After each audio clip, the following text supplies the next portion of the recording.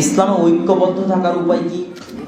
আমাদের সমাজে আমরা মনে করি ঐক্যবদ্ধ থাকা মানে হচ্ছে যে একটা নির্দিষ্ট দল থাকবে, সেই দলের একজন নেতা থাকবে, তার অধীনে সব মুসলমান এক হবে। এটা ঐক্যবদ্ধ থাকার থিওরি নয়। যেমন একদল আবেগী মুসলমান আছে যারা মনে করে হেফাজতে ইসলাম, চরমনাই, জামাতে ইসলাম, আহলে হাদিস সব মিলে একটা দল হবে, যেই দলের একজন নেতা থাকবে।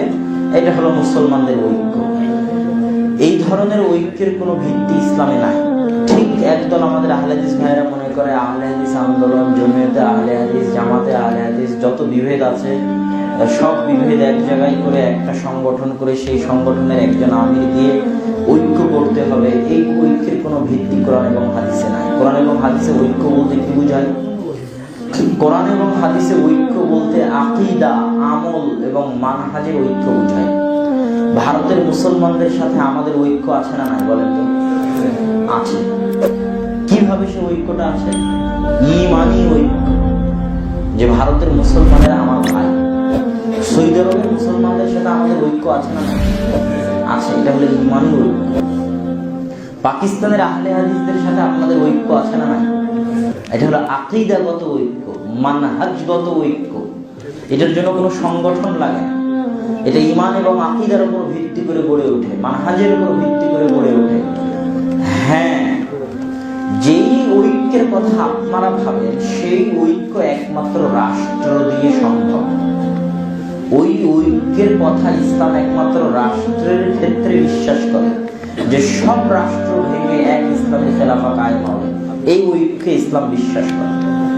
আবার রাষ্ট্রের মধ্যে ভাঙ্গন থাকবে না, এক রাষ্ট্র থাকবে। বাংলাদেশের মধ্যে এক নোয়াখালী আলাদা রাষ্ট্র হয়ে যাবে, সিলেট আলাদা রাষ্ট্র হয়ে যাবে, চিটাগাং আলাদা রাষ্ট্র হয়ে যাবে। এটা ইসলামের বিরোধী। এক থাকতে হবে, রাষ্ট্রের একতায় বিশ্বাস করে। আর বাকি যে ঐক্যগুলোর আমরা স্বপ্ন দেখি, এটার ক্ষেত্রে ইসলামের দৃষ্টিভঙ্গি হচ্ছে আকীদাগত, ঈমানিগত, মানহাজিগত একতাই যথেষ্ট। 5 ওয়াক্ত সালাতে মসজিদে আসবেন, আরো হাজারো মুসলিম 5 ওয়াক্ত সালাতে মসজিদে গেছে, আপনারা একতাবদ্ধ। সবার কেবলা কাবা, আমরাও কাবার দিকে করে সালাত আদায় করতেছি, আরো হাজারো মুসলিম কাবা ঘরের দিকে করে সালাত আদায় করছে, তারা একতাবদ্ধ। ইমাম বুখারী যখন শিক্ষক, ইমাম বুখারীর ছাত্র ইমাম মুসলিম যখন আলেম হয়ে গেল, তখন ইমাম বুখারী আর মুসলিম মিলে এক মাদ্রাসায় এক মসজিদে বসে দার্স দিতেন, এমন নয়। ইমাম মুসলিমের দার্স আলাদা, বুখারীর দার্স আলাদা।